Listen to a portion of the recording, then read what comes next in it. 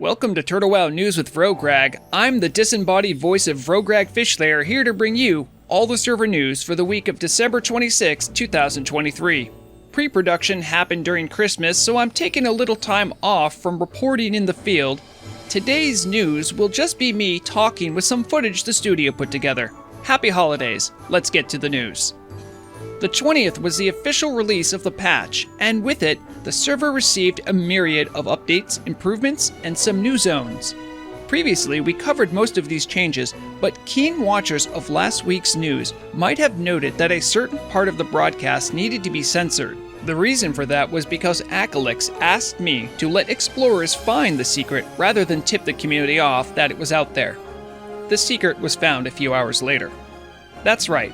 The ancient sealed gates of Batol are open, but be warned, the area is guarded by orc mind slaves and red wormkin that are about as dangerous as the wormkin guarding Onyxia's lair. Some intrepid explorers have been able to go deep into the ruined city and have found a raid portal, which isn't functioning as of yet, but does show that the team is serious about developing the Batol raid, which we found out in my interview with Acalix is slated to be a tier 4 raid. A determined corpse-walking mage named Marcantius used some of his space-distorting blink magic to even look beyond the portal, giving the news an exclusive look into the dark, dead-end hallway. But who could say what might be there next? While much about Batol is speculation, what isn't is the two new starting zones for the High Elves and the Goblins of Turtle WoW. Players have been jumping into these custom-designed zones to get a better look at what the Turtle team has been up to. The High Elves have a new home to call their own behind the mountains of the Plaguelands, filled with all kinds of magic and enchantment befitting their heritage. The zone is nicely integrated with the line's public transport with its own boat and dock. Meanwhile, the Goblins now have an origin off the eastern coast of Kalimdor in Blackstone Island, a smog-filled island stripped of all its resources, where the Durotar Labor Union and the Venture Company vie for what little remains. A flying machine now offers transport from and to the beleaguered island. One other item quietly added to the game was some new shops courtesy of the enigmatic designer by the name of Serendipity. There were several cutting-edge fashion boutiques added into the game that offer new custom looks for those with an eye to look their best. They can be found for both factions in the Stormwind Park district and the Apothecarium in Undercity for Alliance and Horde respectively. Be warned though, these items have quite a markup, but can you really put a price on fashion? Serendipity's most exclusive designs also made their way into the donation shop.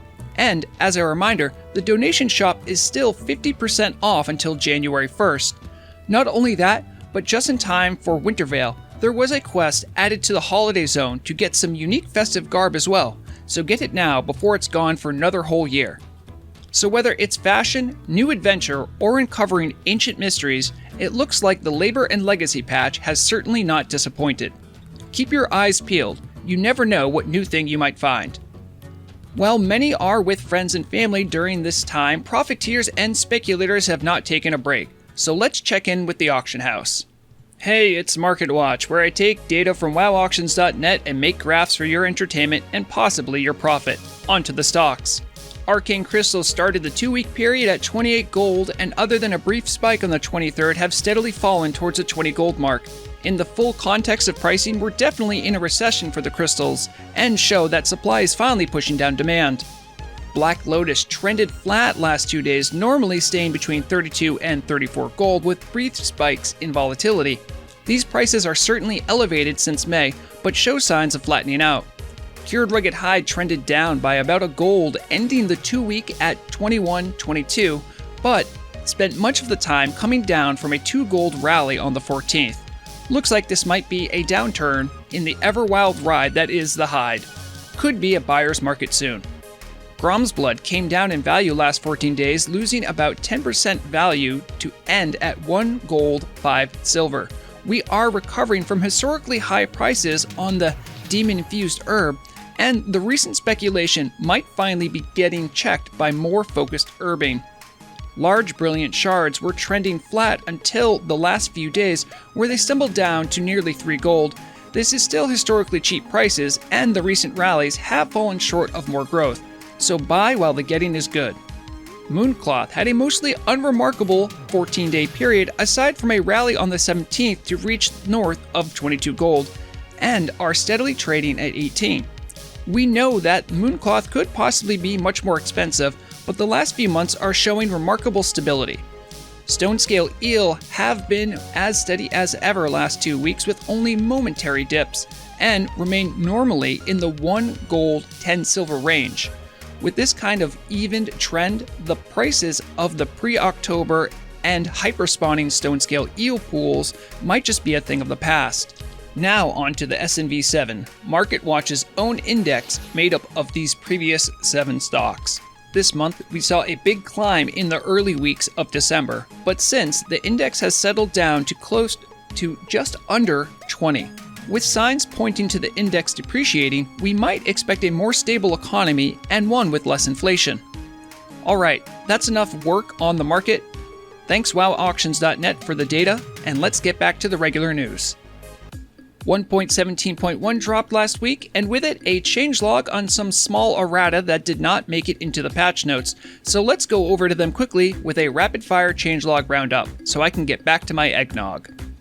Forest trolls and goblins of all type had a number of changes to their visuals, and many goblin animations were fixed. Several mobs and items should now no longer have the dreaded black texture bug, including Anastarion's Legacy, Larvae of the Great Worm, Guardian of Icecrown, Enubricon, Stygian Buckler, and Thunderfury, Blessed Blade of the Windseeker. Alothalas, Blackstone Island, and Ice Point Rock should now be discoverable like vanilla zones. Other custom zones should be fixed later. Many pathing issues with mobs from custom subzones should be fixed. The long, bugged Bloody Belt Buckle should finally be able to be applied properly from a trade window.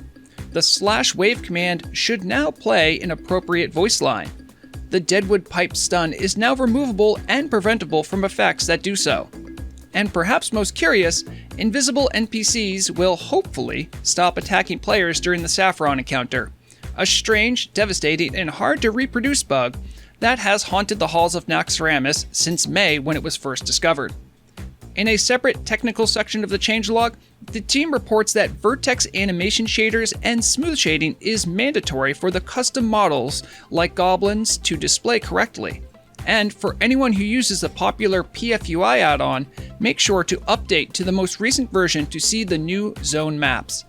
And finally, the RP PvE server is finally getting its name changed to Nordrenar. So, if you're experiencing any add-on issues, check their settings in your WTF account settings and ensure anything assigned to Turtle WoW now says Nordrenar.